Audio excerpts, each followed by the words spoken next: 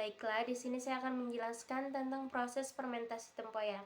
Tempoyak sendiri adalah makanan tradisional yang terbuat dari daging buah durian dan memiliki rasa dan aroma khas yang unik. Proses pembuatan tempoyak dimulai dengan memilih buah durian yang sudah matang, kemudian memisahkan daging buah durian dari kulit dan bijinya, dan difermentasi dalam suhu ruang selama beberapa hari hingga daging buah durian berubah menjadi tempoyak.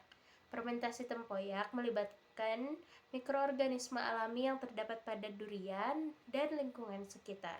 Mikroorganisme utama yang berperan dalam proses ini adalah bakteri asam laktat, seperti Lactobacillus plantarum dan Lactobacillus fermentum. Bakteri-bakteri ini memulai proses fermentasi dengan mengubah gula dalam durian menjadi asam laktat. Proses ini menurunkan pH tempoyak yang berarti membuatnya menjadi lebih asam. Penurunan pH ini sangat penting karena membantu menghambat pertumbuhan mikroba patogen sehingga tempoyak tetap aman untuk dikonsumsi dan bisa bertahan lebih lama. Secara keseluruhan, proses fermentasi tempoyak mengubah daging buah durian menjadi produk yang kaya akan rasa, aroma, dan manfaat kesehatan.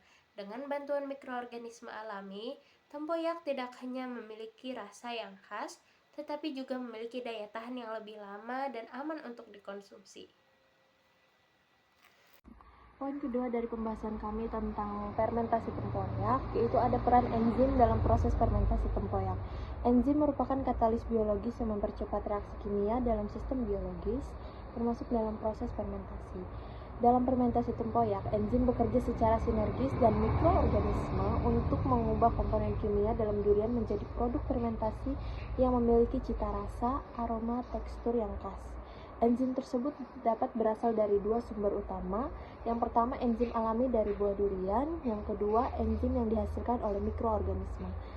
Enzim alami dari buah durian secara alami mengandung beberapa enzim seperti amilase dan protease yang mulai bekerja sejak buah dipanen. Enzim ini membantu memecah senyawa kompleks seperti pati dan protein menjadi bentuk sederhana yang lebih mudah difermentasi oleh mikroorganisme. Yang kedua, enzim yang dihasilkan oleh mikroorganisme. Mikroorganisme selama fermentasi juga menghasilkan enzim-enzim penting, antara lain protease menghidrolisis protein menjadi asam amino dan peptida kecil. Asam amino ini kemudian berkontribusi pada pembentukan rasa gurih atau umami dan senyawa volatil yang memberikan aroma khas.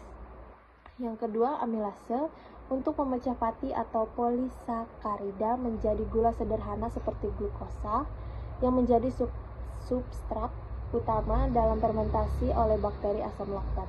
Yang ketiga, lipase untuk menguraikan lemak menjadi asam lemak bebas dan gliserol yang juga memberikan kontribusi terhadap aroma tempoyak. Ya, saya akan menjelaskan tentang poin ketiga, yaitu tentang pengaruh enzim terhadap mutu tempoyak. Aktivitas enzim secara langsung mempengaruhi mutu tempoyak dari berbagai aspek. Aspek pertama ada rasa dan aroma. Enzim membantu menghasilkan senyawa-senyawa penyedap alami seperti asam amino, bebas alkohol, dan ester yang menciptakan kompleksitas rasa dan aroma khas tempoyak.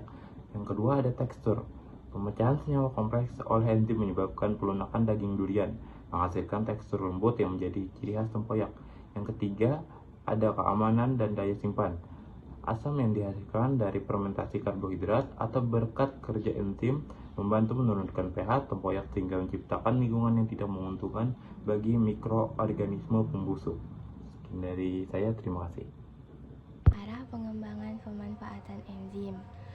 Fermentasi tempoyak masih dilakukan secara tradisional, namun terdapat peluang besar untuk mengembangkannya menjadi proses yang lebih ilmiah, efisien, dan higienis. Pemanfaatan enzim dalam proses fermentasi dapat menjadi kunci untuk meningkatkan kualitas, konsistensi, dan keamanan produk. Ada beberapa pengembangan yang dapat dilakukan. Pertama itu penggunaan enzim komersial. Penambahan enzim-enzim seperti protease dan amilase dari luar dapat membantu mempercepat proses fermentasi. Enzim ini bekerja dengan cepat memecah bahan-bahan kompleks dalam durian, sehingga lebih cepat diubah oleh mikroorganisme menjadi tempoyak. Dengan penggunaan enzim komersial, kualitas tempoyak juga lebih konsisten dari waktu ke waktu.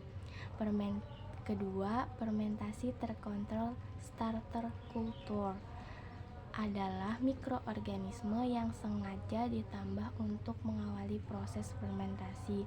Mikroorganisme ini biasanya sudah dipilih dan distandarisasi karena memiliki kemampuan menghasilkan enzim yang baik serta aman bagi kesehatan.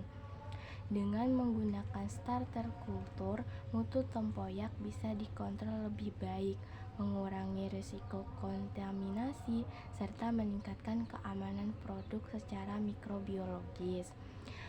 Ketiga, optimasi kondisi fermentasi. Enzim bekerja secara optimal dalam kondisi tertentu, seperti pada suhu dan pH tertentu.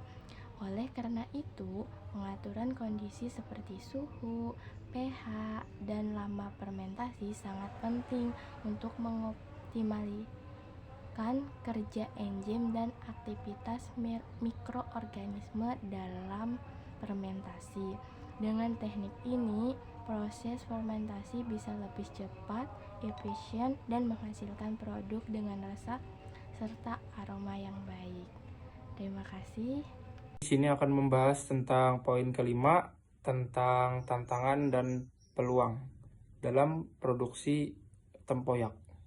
Beberapa tantangan yang dihadapi dalam penerapan teknologi enzim dalam produksi tempoyak meliputi keterbatasan pengetahuan masyarakat tentang fermentasi berbasis enzim, kebutuhan peralatan fermentasi yang sesuai untuk fermentasi terkontrol.